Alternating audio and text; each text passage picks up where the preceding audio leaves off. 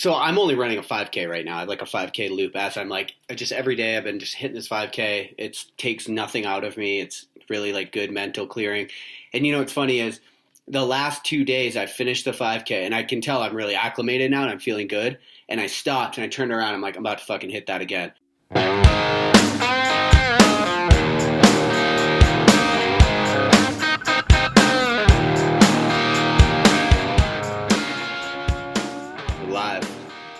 Word. Welcome back. Welcome back. It's been a while. It's been a while. Yep. I swear we're going to start doing this regularly. I know we promise we'll do this regularly on the last show. We said it on the last show before that and everything else like that. And it's come down to just kind of like you got your thing going on. You just got moved out to Colorado. It's like I'm busy with my stuff. Like it's just banging right now. And I guess like it's one of those things, dude, where it's like, man, like why have we like become a little bit more quieter in the realm of social media? Have you noticed that? Like, for sure. I know I have, and I know you have. We're not super vocal right now, and maybe it is due to like the aspect of transitioning in life, or there's a lot of people out there already talking so much. So it's kind of one of those ideas where it's like, well, like I'm going to continue moving forward and focusing on what I'm doing and in the realm of training and getting myself ready for whatever my goals are for 2019. And the same thing with you. Yeah. And you know what I've come to the realization for me is like, people will probably notice I'll produce a ton of content and then I'll be quiet for a couple weeks. Honestly, that comes down to like, I just came to the conclusion that I didn't want to be that voice that's always fucking talking just to hear myself talk. It's like if I have something to say, then I'm going to add to a conversation or make a post about it. But if I don't, it's kind of like I'm not going to post just to post. Like I want to either add value or not, you know?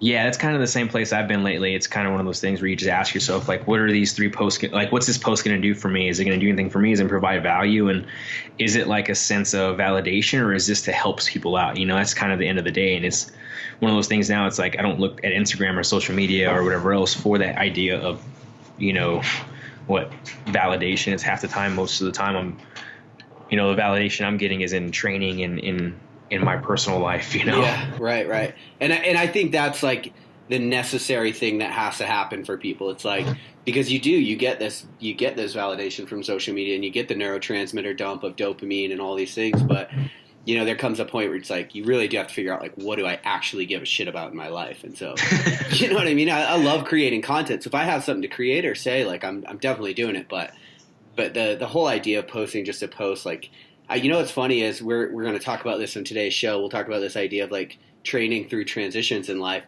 But I spent like 6 months on the road, and throughout that time, I spent a lot of time with people that are really high up, we'll say, in like the social media influencer type space. And it fucking wore me out, dude. I was like, man, everybody's just posting and caring about it so much. And I'm like, I know this is how you guys pay your bills, but fuck, it's annoying. You know? Yeah, dude, I have friends that are like that too. And it's one of those things where you're just like, man, I love what you guys are doing and I enjoy what they're doing. But at the same time, though, it's one of those things is like, how do you have the energy for that? Like, how do you have the energy for that? And it kind of goes back to the idea too. I had a buddy of mine. He talked about it. My buddy Keegan, he said, he's like, you know, there's so many people right now that are blasting so much on the social media, but none of them have experience in the aspect of like competing or real life because they're so glued into their phone. And he was like, I'd rather be that person where no one hears as much from me. And I can come and be like, this is the experience that I'm gaining. And these are the kinds of ideas that we want to be at, you know? Yeah. So that was kind of a realization I shared with some of the Morning Coffee listeners a while back. But it's like, man, I've decided if I say something, it's because I figured that out somehow. Like there was something I was stress testing some idea in the arena, in life, somewhere I learned a lesson. This whole idea of social media. And I actually think it's really degraded our conversations about training, about life. Yes. Everybody's just fucking reposting, and it's like, do you even know if that's true? Have you ever struggled? Do you know what I mean? It's like, but we all like just sort of repost the same shit, and it's like, man, the quality of our conversations is going down because of that, I think. Yeah, it's huge, man. I like the way you brought that up. Like our quality of conversation is going down.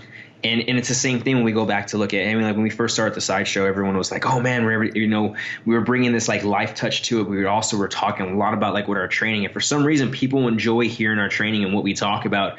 And, you know, it's one of those things is like, it's pretty cool to hear that and to have people like do that, which is super cool and supports there.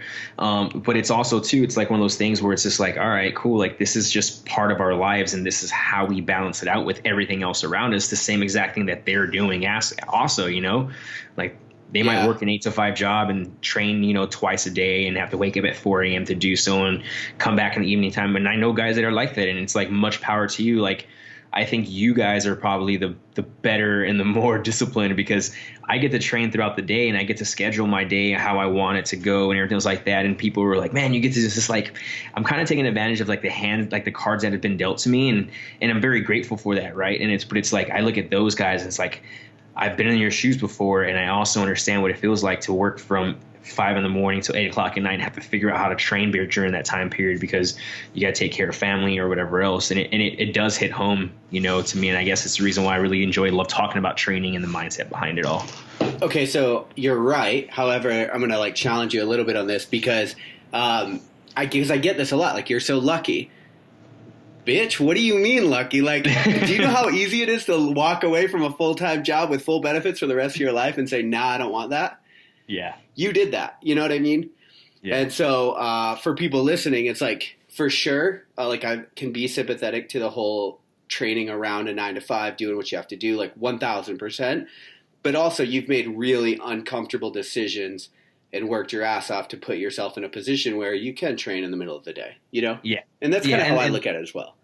Yeah, and I guess that's a point of view that I never really looked at, and that's the first time I've actually had someone sit there and be like, no, wait a minute, you do this, and that, because again, we've been in that realm of what it feels like to suffer, right? You like didn't to accidentally become the head programmer for Softly. Like, you were, no one gave you a golden ticket. No, it's That's like all. people have, you know, I've had athletes who supported me. I've had coaches who have been my mentors, and I've had people in Softly who believe in me to help me be part of this company that we're doing really well and helping athletes of all levels like accomplish really cool fucking things. You know, I'm really blessed to be in that position.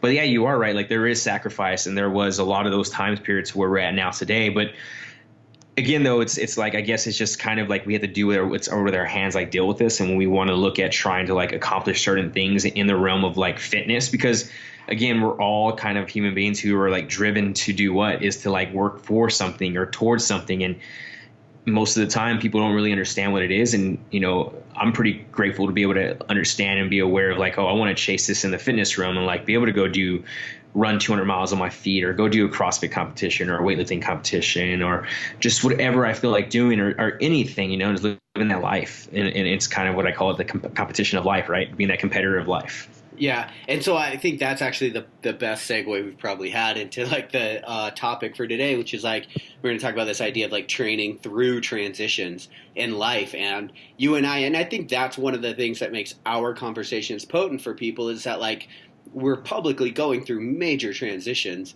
You know, you and I had conversations on the sideshow about me trying to figure out, like, do I leave the military? Do I take a State Department job? Do I go for it on my own? You know? And so it's like, and you know, one thing I will say, like, my backbone throughout all of this is training. Like, it is training. And it's interesting because the one thing I think people don't think about enough in their life, like, because not everybody competes in their sport. But I think one thing people don't think about enough is this idea that if you're competing in something, you don't have to be a pro athlete. You don't even have to be on your way. I'm not going to be a pro endurance athlete. I'm just not. But having something to train for, like, throughout all of this turmoil and transition, it is like, you can't put a price on that. I mean, it's just, it's so important, because it gives you, it's like you're moving in one direction. So when all the shit underneath all the land under you is shifting because of all the transitions you have in life, you're moving in a like coherent single direction. And I think for that aspect alone, like, people just don't think about it enough or utilize it enough in their lives.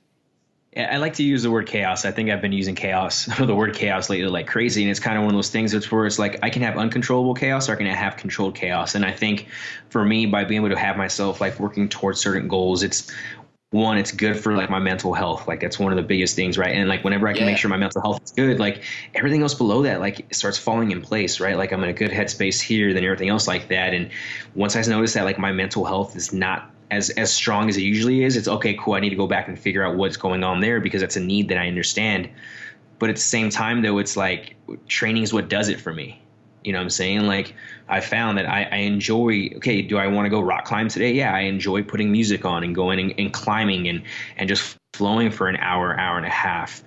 I just like doing it, right? Because when I come out of that, I'm like, all right, cool. I got to just, it was like I only one track mind. I was able to do that. Or it's like, oh, I want to go for a run. Like, well, cool. I'm running right now because I'm working towards a Tahoe 200. It's the goal for this year, you know? And it's like, well, are you really running for Tahoe 200? Are you running to see how much you can like push your body and see where it goes? And it kind of goes back to the answer. When I signed up for Tahoe 200, it was like, oh, this is just for me to complete Tahoe 200. And as I started training for it and going through it and realizing like, man, to train for races like this, and now that I've been in it for a year, like, or a year and a half, like, or a year and a few months, right, of like being really in the realm of ultra endurance and training it that way, I finally come to the idea of like understanding like, no, like this is the balance I need to go ahead and keep me moving forward in the realm of like what I want to do to continue accomplishing certain goals. Right. And that comes down to like training. Right. It's again, I'm a big fan of Mark Twight. Right. And like he's been a big influence lately in me and those guys from Uphill Athlete. Like, if you haven't checked in those guys out, check them out. They have this like mindset, like they get it. Like let's say they get it. They've been there as an athlete. They've been there as a competitor, and they're still doing it as a competitor for life, you know, and they'll tell you that it's been trial and error. But the biggest quote I believe is like, there's no such thing as free lunch. Like, there's not, right? Like, for us to go fast, you must go slow. And that's kind of where the realm is like, we can go fast for a little bit, but if we go fast majority of our time period, we're going to go ahead and crash and burn.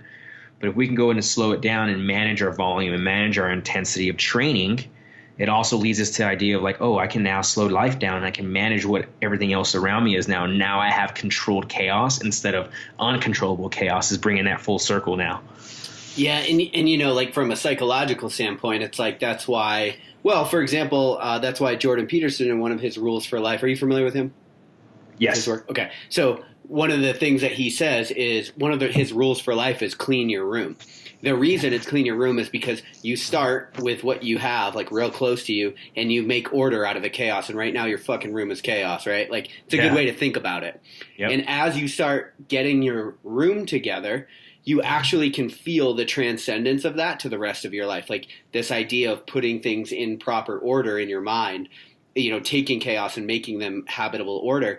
Well, training is the same idea. It's like, and that's actually something I think that's probably at the root of what I'm talking about. Like, when I'm, you know, transitioning, there's all these things I can't control, and it's like trying to figure it all out. It's like, well, what can I control?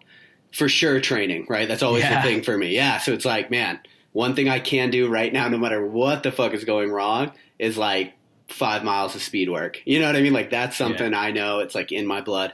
And yeah, that's another thing, like people going through, and sometimes, you know, it can go south too. And that's something we should maybe talk about. Like, I've seen it go south for myself, even like going through breakups. All of a sudden now I pour everything into training, and I do start becoming a stud of an athlete, but it's sort of, it's probably a healthy outlet, but it's probably not a healthy long-term plan. Exactly. And it's funny you actually said, because I'm actually writing a paper right now on coping mechanisms or coping strategies for defense mechanisms, right? For repression, denial, you name it. And that's actually considered you're pretty much just using it as a distraction or like a sublimitation is what you're doing, right? You're like, okay, cool, I don't want this to happen. So, or this is happening, I'm going to go ahead and find a positive way to go ahead and do something, is kind of the realm that we're looking at. And you're right. Can it be positive? Yes. Can it be negative for us if we do it too much? And we've both been there. Like, sure. We've both been there in training, and I'm pretty sure all the listeners that are going to be listening to this have been there in training, right? Like, it's like, man, one thing in my life is going a certain way, and I want to go ahead and I'm going to go ahead and distract myself from that and get into full mode of being like an athlete. When at the end of the day, it's like, man, like one of your most basic need of, like, you know, if you're going through a breakup or you're going through financial, like whatever, you know, those are basic needs because they all give you security and safety.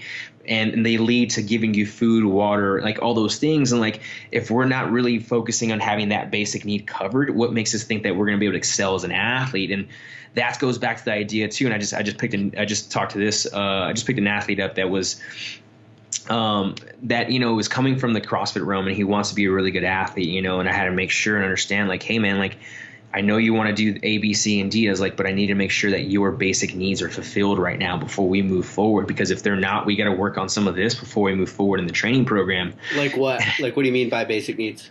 So, like, understand that, like, if I was to rip CrossFit from him, who would he really be? And when you ask someone that question, for example, if I was asking you, Rick, like, hey, if I pulled away the endurance athlete from you, who would you be? That's a really hard question for a lot of people to answer. And most of the times you usually won't get a response back right away. But once you do, it's like, oh, they know. Like they get it. They're like, no, I know. And it could be a negative thing. But from what I've noticed, people who sit there and be like, oh, no, like I know what I am without this. It's kind of one of those things where it's like, all right, cool. We can move the pin forward as we kind of look to go ahead and reach these athletic endeavors and goals that we're working towards. Damn, that is a good idea, dude. Because there's probably, I don't know, less than 2 coaches that, like, when an athlete comes to them, they first focus on like, hey, let's make sure you're not wrapping your identity up in this thing I'm about to take from you. Like, so that's like, you know, but for people out there thinking about transition, it's like that is the thing that makes transition so difficult, right? It's like you wrap your identity up in that thing is gone, and so then your identity is gone. You no longer know who you are. Now you're in chaos. Yeah, that's like psychologically what's happening to people. And you know, it's funny. I was thinking about this on a run the other day. The mindset shift. So we could talk about like the military transition for us because we both been through it, but it's funny, like, you know as well as I do how many veterans get out and they just get fat and fucking let themselves go and like sort of like they kind of spiral, you know, all these different things. And some of it's because they don't have time for PT anymore and they don't have time to work out and whatever it is. But I was thinking about the mindset the other day while I was running, and I realized my mindset, the reason that I think it's been a little bit easier for me so far is because I look at it, and this might sound cocky, but I look at it as in, you know, the military didn't make me. They got me. They got the benefit of my efforts for 10 years. I worked out hard as fuck before I went in the military, you know, and I mean, I really, like, I worked hard while I was in. I hope, you know, did the best I could. And, you know, now they don't have me. Now, like, now my business is getting that effort. Now my training is getting that effort. But it's like, I'm not different. I'm the guy that trains his ass off. I'm the guy that has big goals, that keeps striving, looks forward. The military was lucky enough to benefit from that. And as it should, they're lucky enough to benefit from all of the people that serve, right? And so, but that mindset shift is huge when it comes to transitions. Yeah, that's actually a big thing that, you know, no one ever really speaks about or talks about because we're always, we're just a number to the military. We're just a number to the military. When realistically, it's like, no, it's like, yes, I signed up to join the military because they had something to offer me, maybe because I was in a position of like instability and all the other stuff. But at the same time, though, like I had to work my ass off to get into the military, right? Oh, from there to go through different schools and do what I had to do. I had to work my ass off and make sure I was physically fit. And then after all that, to take care of the guys to the left and right of me, that I want to make sure they took care of me also. So we all came home together. Like I had to make sure I was physically fit and mentally fit for it. And at that time period, does that mean that you have to turn off certain things in your mind to make you move forward in that environment, that temperament? Yeah, 100%. But guess what? Like when we get out of that environment into this new transition and we're transitioning from one environment to a new environment, there's nothing wrong with going slow. And unfortunately, when we go ahead and transition out of the military or the real world, it's a very fast transition, which is why we're so lost. Now we go ahead and look at transitions in life as a civilian. We now understand that we have the control of this, right? Like, for example, like if you're having negative thoughts about a current job that you're in right now, right? And all of a sudden you want to go ahead and look in somewhere else, being like, wait, first off, why are you freaking out about being in a specific position in a job? And you're worried about like 6 months down the road or however else. Like everyone's thought this. It's like, wait a minute, I'm in a secure position. I'm doing my job. I'm doing my best position. I'm doing all these things correct, right? And it's just taking it day by day in that realm, and we can slowly transition wherever we want to go. We want to go left, you want to go right. But when we're in the military, we don't see that happening. Half the time we end up transitioning. It's literally like sign a piece of paperwork and you're like, boom, you're out. And they're like, we have nothing to do with you now. Yeah. Right. Yeah, no, for sure. Yeah, it's kind of my experience. And then so for civilians too, like thinking about, I mean, you know, if you're listening to this, dude, breakups, like the whole deal, like life is transition all the time. And I've been thinking so much about this idea of transition in the last couple of years. And, you know, like the one constant in life is change, which sounds very cliche, but it's completely true. Like you're always in a state of, you know, getting something new, losing something else. Like nothing is constant. And any kind of constant is really an illusion at best, you know? And, yeah, you know, it's another thing that I think for people like, you know, our background, we've transitioned athletically actually kind of at the same times through different sports, like through strength and into endurance, and people listening to this have as well or are looking to. Well, when you do that, one of the things that you absolutely have to do is become a beginner. Like, I didn't go from strongman to ultra and be like, I'm fucking winning this shit. It's like, no, you're going to be a beginner. And in fact, I failed my first ultra attempt because I tried to act like I knew what I was doing when I didn't. I got humbled real fast, like by life, by sport so many times that now it's like going into other things, like, cause that's one of the things people have a hard time with transition. They don't want to restart. They don't want to be a vegan or somewhere else or have be the new guy in a new career or new whatever. And it's like, but you have to, like, you gotta be willing to learn constantly. And I think that has helped this transition quite a bit. Yeah, and it's kind of one of those things. It's just like it's creating that buy-in for yourself to understand, like, hey, this is what I'm gonna be doing, and is this gonna be a long-term thing or is this gonna be a short-term endeavor that we're doing, right? And it's the same idea with me when I made the transition over from, being this weightlifter / functional fit athlete, and it was like, all right, cool. I want to go ahead and get into the aspect of endurance. It was a very slow process, and luckily I had some really good mentors behind me who, helped that transition, and I really dove deep into it. And as everyone knows, I'm a very big student of like learning something brand new, and I'll get into it and do it, and I'm going to experience it full-heartedly, and I'm going to experience it. And if anybody's caught my trends, I've actually caught my trends. I was in the military and I got out. I went into CrossFit for a strong 2 or 3 years. And then I went strong for weightlifting for 2 to 3 years. And now I'm going into my first like full year of endurance. And, I'm having a fucking blast and learning every single thing about it. But one thing that I've noticed from making those transitions from CrossFit to weightlifting and then back from weightlifting to functional fit athlete into like the endurance realm was those transitions before were really quick. They were really quick.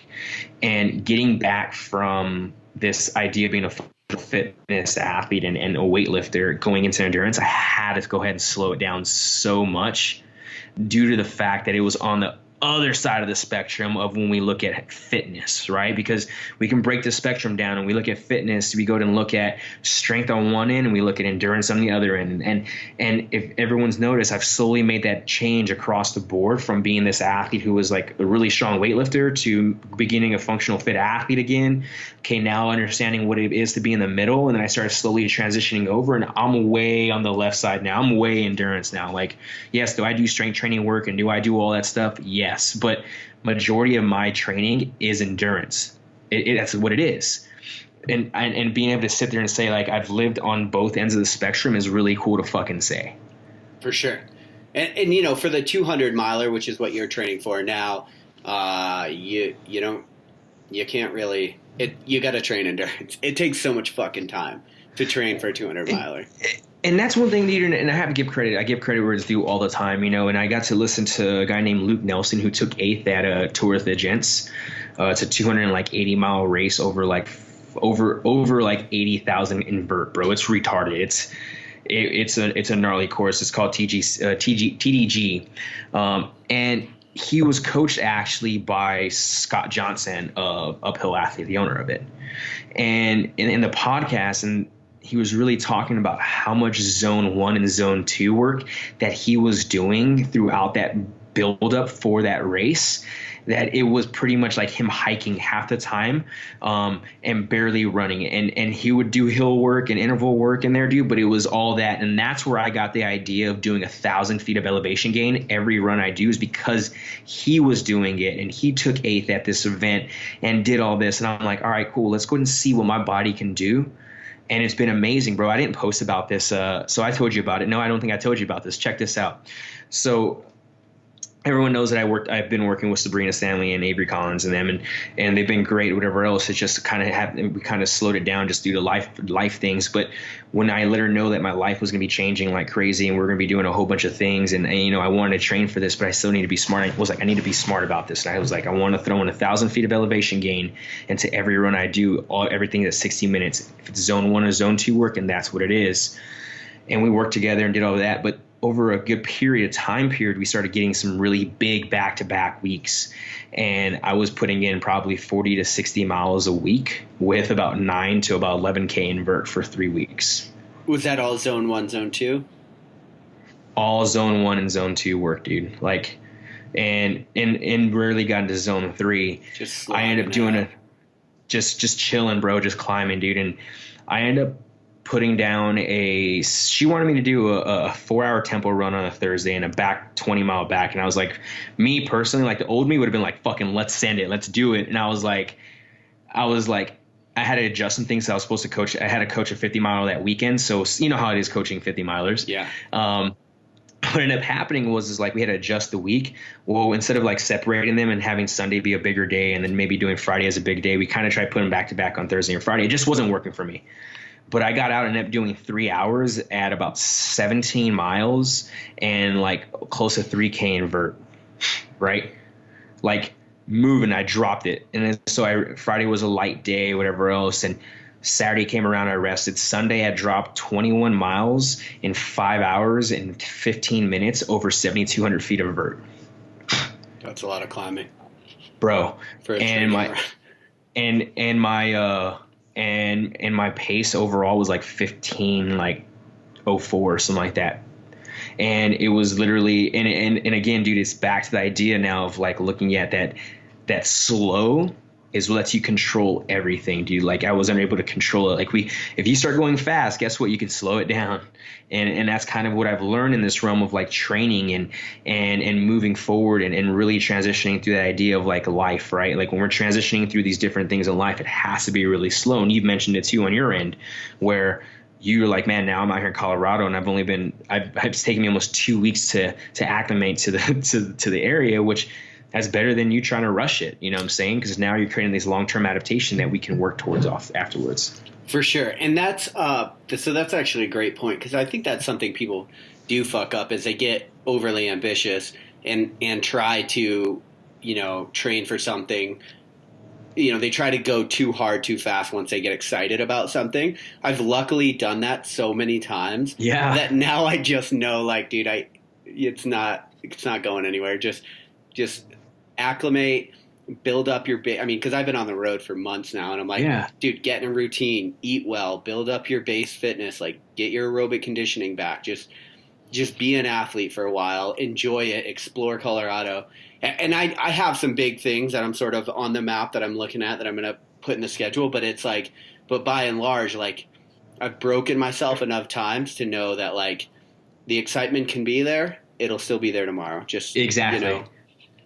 Yeah, dude, that's huge, man. That kind of goes from the idea of living in the realm of being in the strength spectrum all the way down to the endurance spectrum. Because like one thing I've learned now being in this endurance spectrum of like really training deep in this endurance spectrum is the fact that you have to really, really have that mental push to go in there and do something. Because if you don't have it, it's going to eat you alive and it's going to be the worst thing ever. But what the funny part is one thing I've looked at strength aspect is like the mental push is not drained as much as it is on the endurance side, to where you really can actually see yourself move across it longer. And like one thing I've learned now is like learning from the endurance realm of how much I have to let my mind rest and my brain rest compared to what I was doing in strength in the strength realm. I would actually pair it now with the strength realm and be like, hey, look, you don't need to train 7 days a week of weightlifting.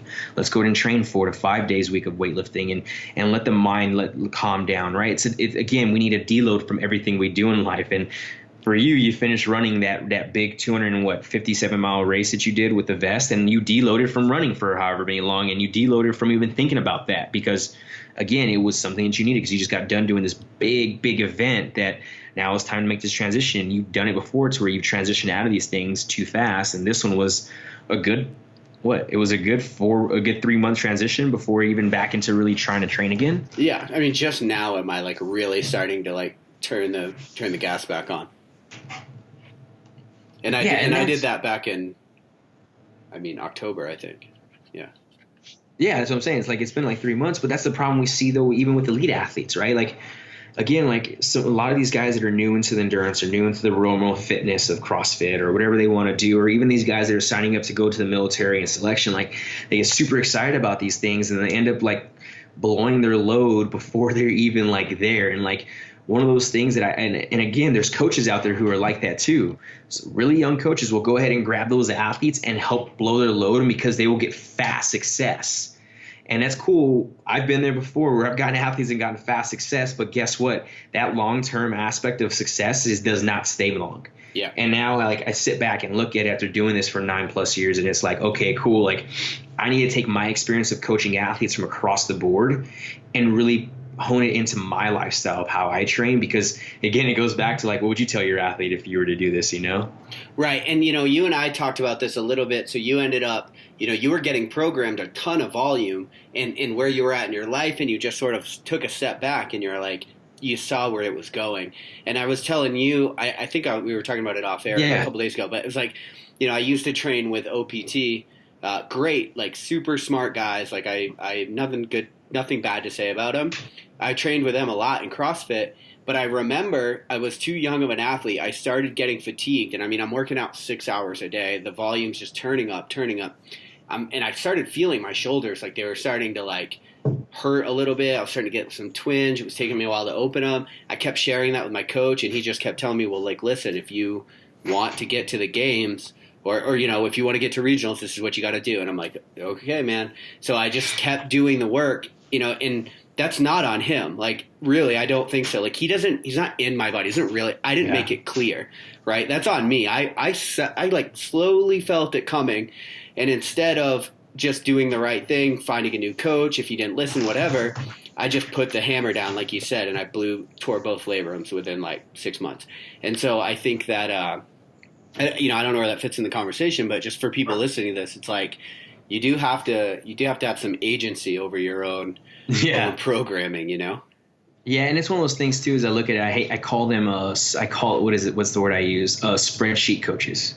Yeah, spreadsheet coaches. There's a lot of those. And the reason why I say spreadsheet coaches is because they live by the spreadsheet. That's what they live by, right? They live by like, hey, today says you got to squat a 5x5 at 85%, and then after you're done with that, you got to go run a fucking 5K. And you're like, man, my body today does not have a 5x5 in it at 85%, or does it even have me to be able to put forth any kind of effort towards it?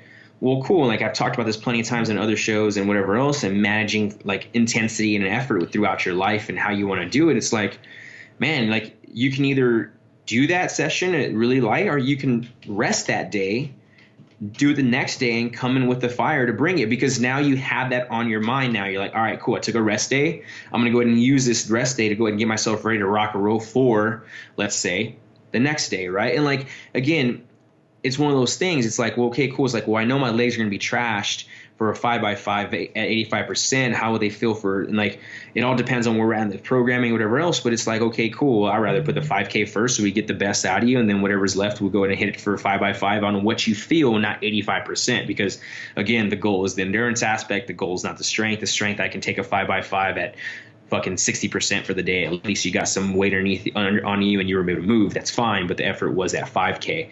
But you just switched it from the Tuesday to a Wednesday. There's nothing wrong with that.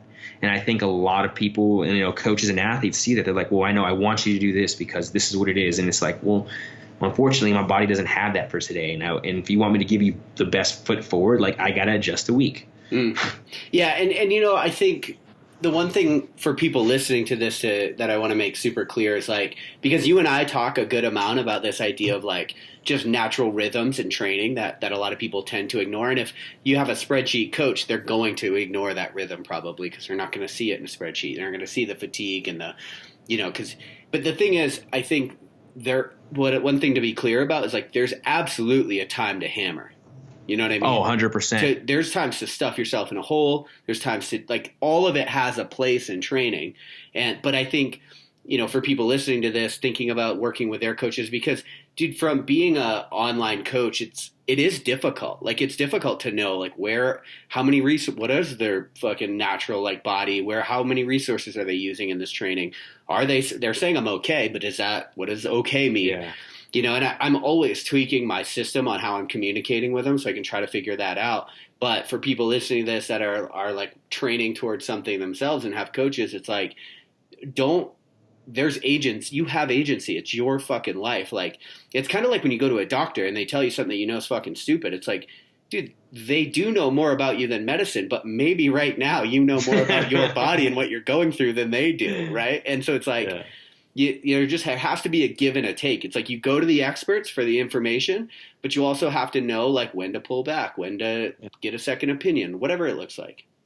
Yeah, and again, like I said, that goes back to the idea of like stress is stress, right? We always keep saying that, and like you have stress accumulation from everything in life, not just like your training. Like, you get to understand that there's emotional stress, there's, financial stress. There's a lot of things that come into it, and you don't think those are a problem. Like, you're wrong. Like, those are really, really one of those things. And that's why I also look at it's like, well, the athlete training in the morning, training even time. I have one guy right now that's going through a course right now, and and he's training for a big event in May, and we're at a time in the moment where we're building base, but I need him to get out and get those 45 to 60 minute sessions out and some strength work in, right? Like, I need him to get that in so we can build that base. So when this course is done, we can drop the hammer on training, getting into it, and it's one of those things is like, hey man, I know you feel like shit going into this. I need you just to go out and just give me an easy effort, like easy effort. That means, hey, you have to run for 30, 45 minutes or 60 minutes, go out there and just move at an easy pace. That means keep your heart rate below 130 beats per minute, but just move. Mm-hmm.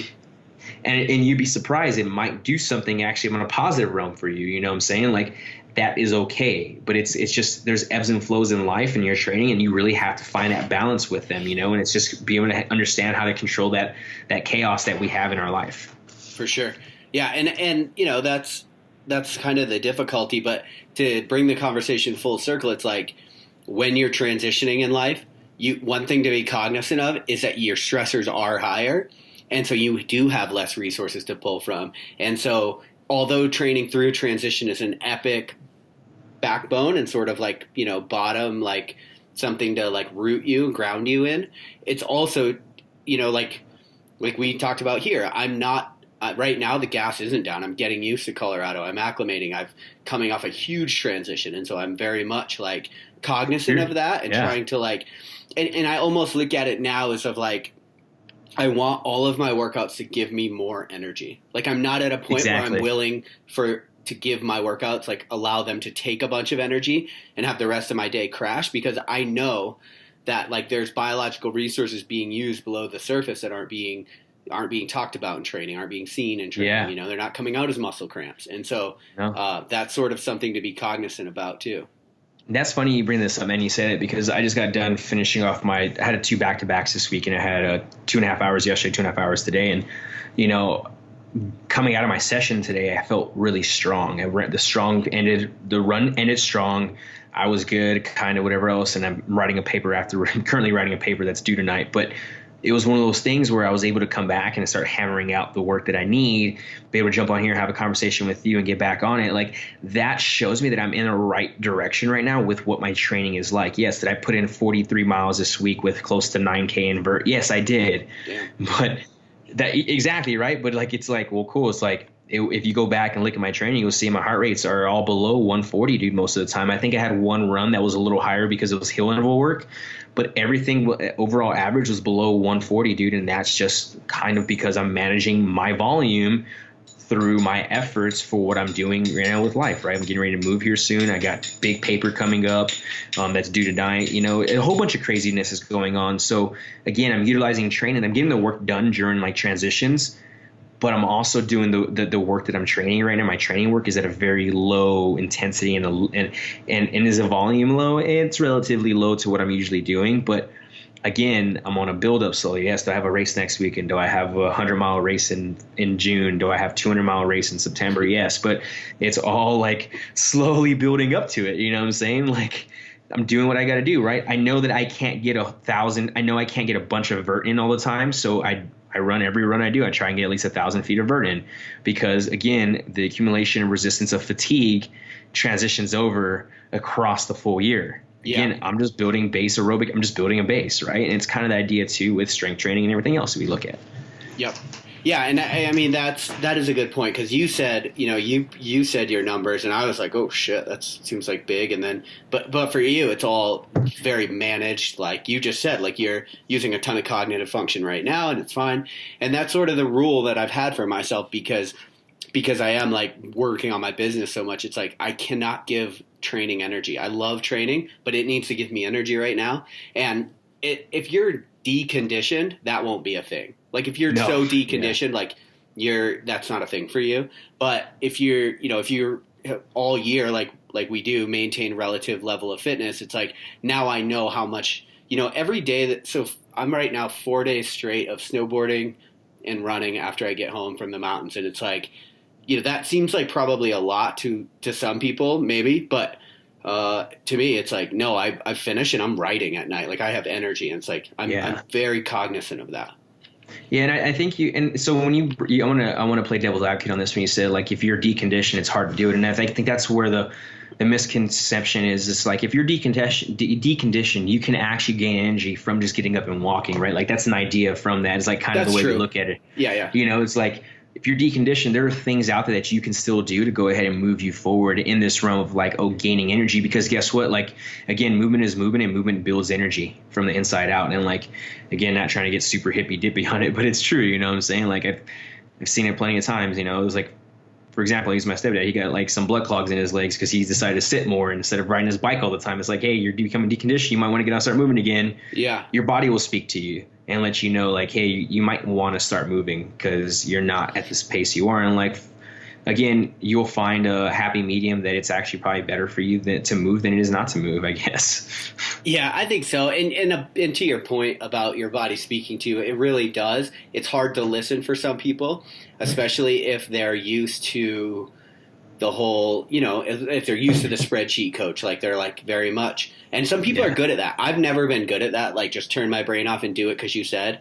Well, I guess I did it for a while and I hurt myself. But I think even for most injuries, people could look back and be like, yeah, I kind of felt that coming. If they're being super honest with themselves. Yeah, right. Because your body's like, dude, we're in a deficit right now. Stop, Yeah. And there's a time, like Ryan Muncie says, fuck your feelings. There's a time for that, for sure. And you have to know when it is. But guess what? Like, if you can manage it like that type of energy now, right? For instance, like we're not in something super crazy. I just have a race next week and I have a 100-miler in June, but those are all really far away still. Mm-hmm. And I don't want to blow my intensity mentally just yet. Yeah, that's a good point too. That's what it is, right? And I noticed that the way I blow my intensity when I go into things is whenever I actually go harder than I should be going. When you get too excited out of the gate.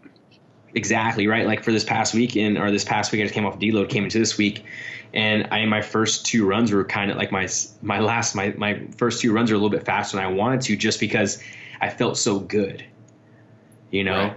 And luckily I was aware of it, and I kind of I managed it back, and then yesterday and today kind of gave me that refill. But again, if you've been in that position of knowing what it feels like to break when you've pushed way too hard, way too fast, and you've exerted all efforts and energies to not just like your life and in training, but you've seen these injuries happen, it's one of those things where it's like, yeah, we might want to slow it down a little bit and kind of start building it back up over this time period, because of the fact of the ebbs and flows to just life in general. Yeah, absolutely. And, so I'm only running a 5K right now. I have like a 5K loop as I'm like, just every day I've been just hitting this 5K. It takes nothing out of me. It's really like good mental clearing. And what's funny is the last 2 days I finished the 5K and I can tell I'm really acclimated now and I'm feeling good.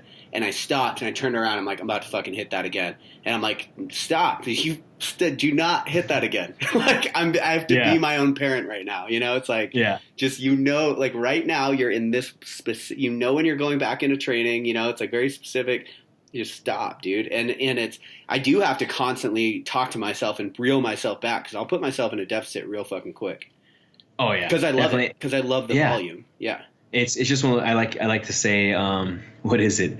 I make myself more of a fragile athlete than anybody else. And if anybody doesn't know what a fragile athlete is someone who just gets hurt from intensity, pretty much. If they're prone to injury, prone to sickness from just pure high intensity work, and that's a real thing. So if you're an athlete out there who does intensity work all the time and then gets sick right away or feels like shit afterwards, it's because your body can't handle that intensity 24/7 like that. And that's one thing I've learned is like, I'm at the age now to where my body doesn't like intensity that high, that many days in a row. Is it fun? Is it fun to get out there and rip the fucking trails with your homies and take downhills at a 7-minute mile pace and all those other things, or get into the gym and just drop multiple workouts and just get after it? Yeah, it's fun, but it's like, those need to be saved for special moments. You got to make sure you don't do it, and it's okay to play with it and test it sometimes. I know I've done that before. Like this past Thursday, I did it. Like I have a race on Saturday, and it's going to be one of those ones where I got to have a lot of climbing, a lot of downhill running, but I need to make sure I make time up down the downhills.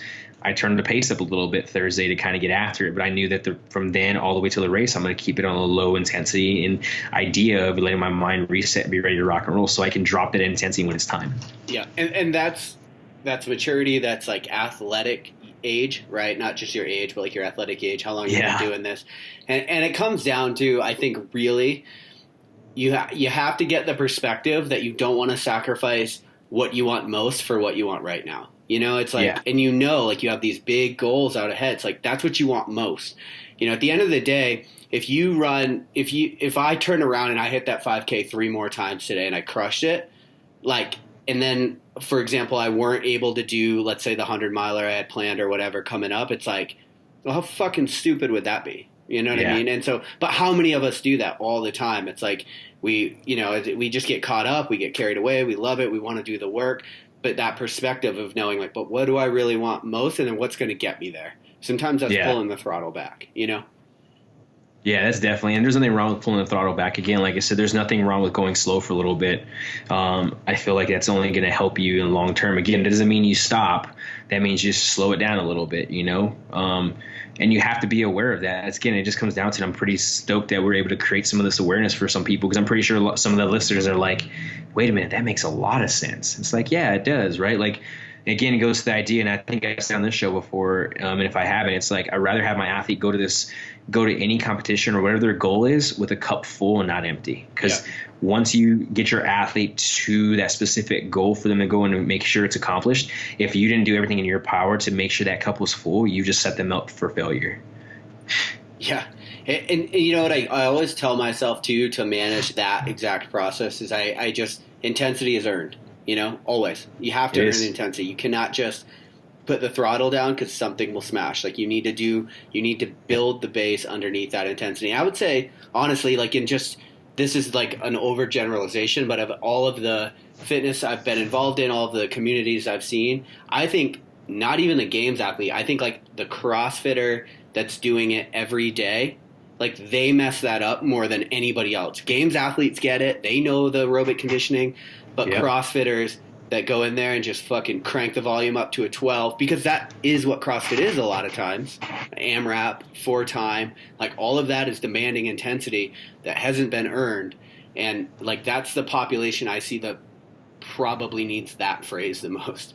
Yeah, dude, definitely. That's 100% the truth. Dude. It's kind of one of those things where I look at that success curve. It's like, oh, I just met CrossFit, and all of a sudden, like now I'm on this like 10% incline to like my goals.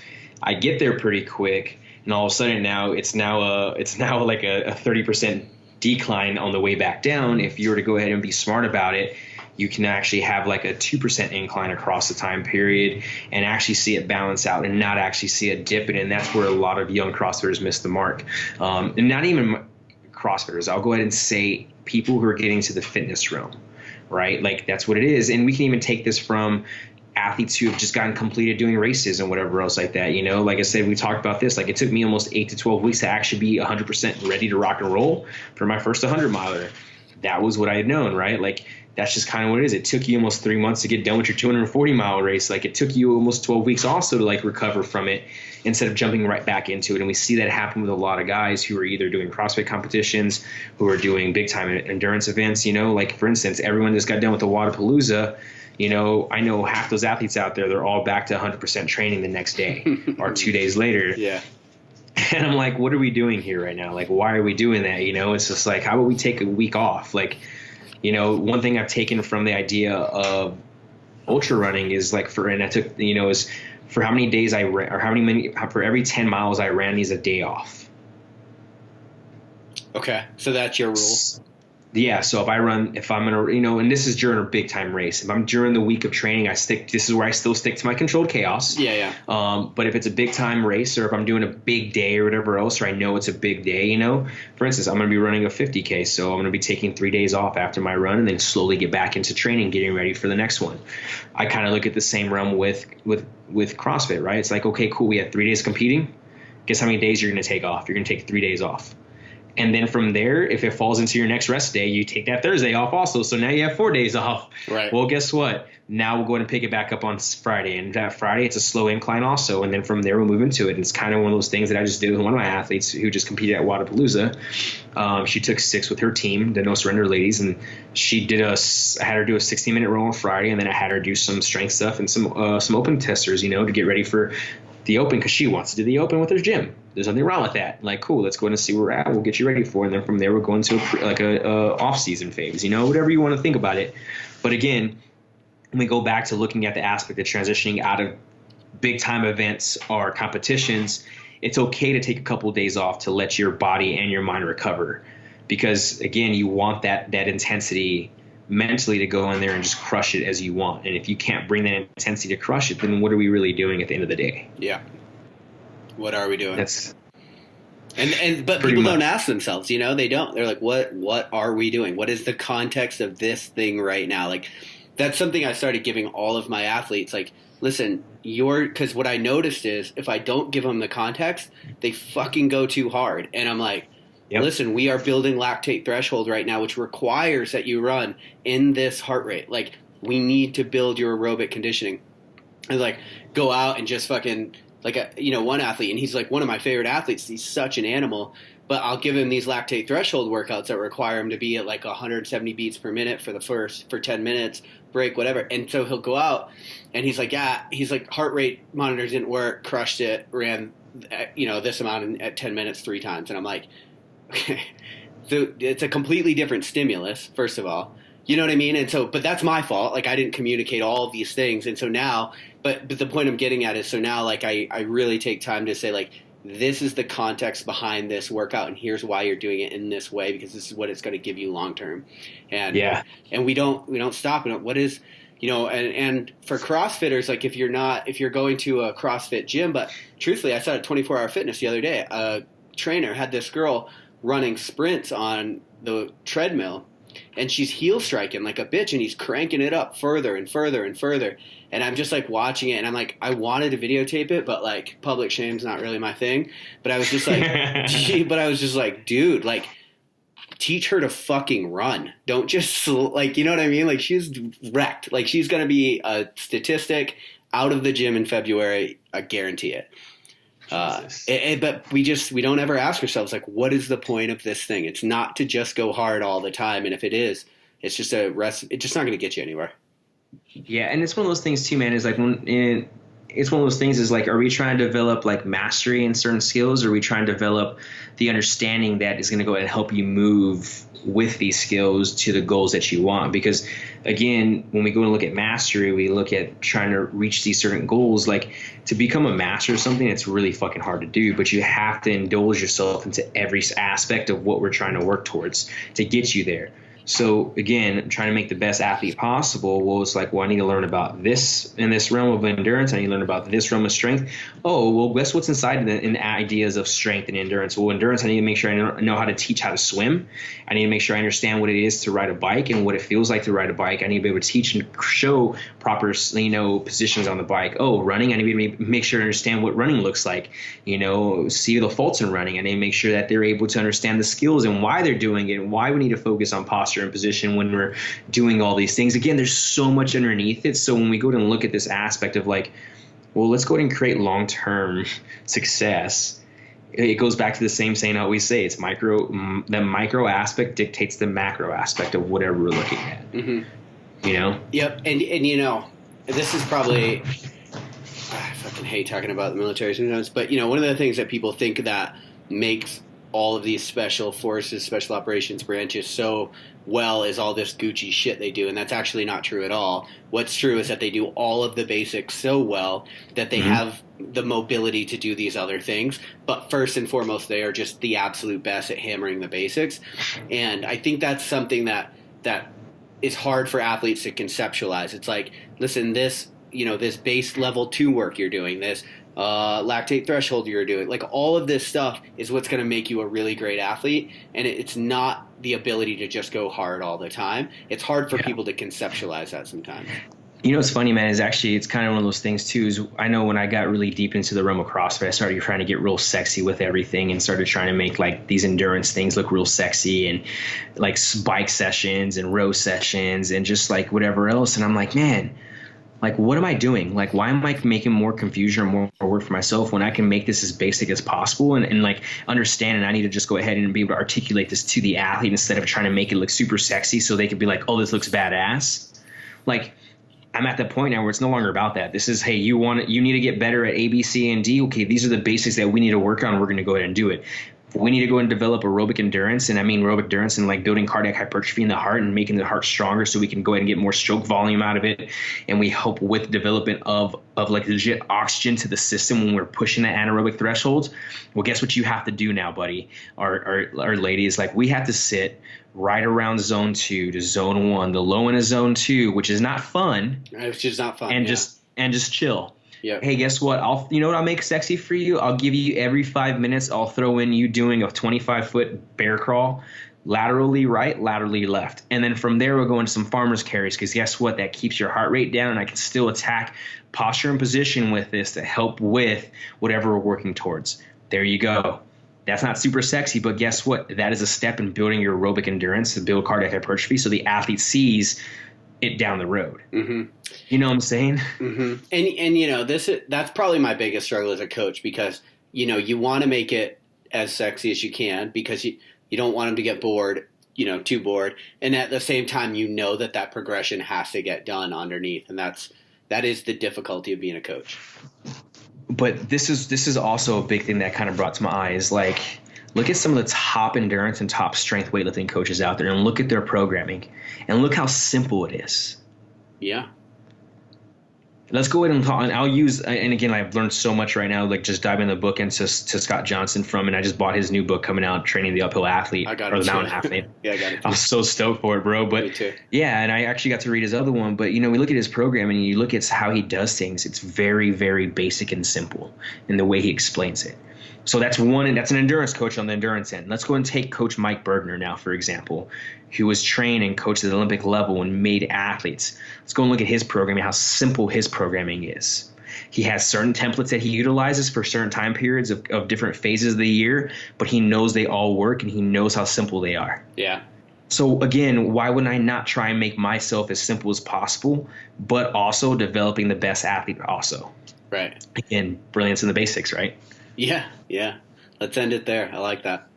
Nice, dude. So for people listening to this, I mean, really think about the context of what you're doing, and you know, just know. I mean, if you there's somewhere you really want to get athletically, like there are progressions, there are steps, there are times, but you have to really.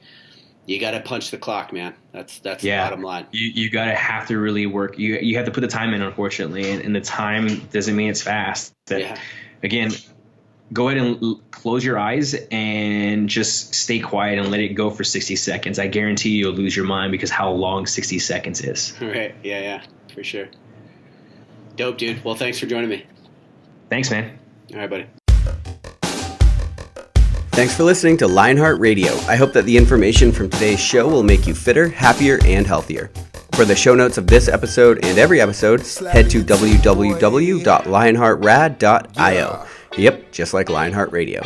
And please, if you have the time, head over to iTunes and give us a 5-star rating. It really helps us to know that we're on the right track and delivering you reliable information and value. As always, feedback is welcomed. If you have any comments on the show or would like to suggest a guest, send me an email at rick@luavive.com. That's LUAVIVE.com. Thanks for your support, and we will see you next time. Bitch, I feel good. Don't I look stupendous? My shine is so endless, and shit you can do to end this. Even when I'm dead, niggas still gon' bump that chip shit. Coke, white, Escalade on cinches for you dipshit. So you won't forget this. Midwest nigga be the coldest. Cleveland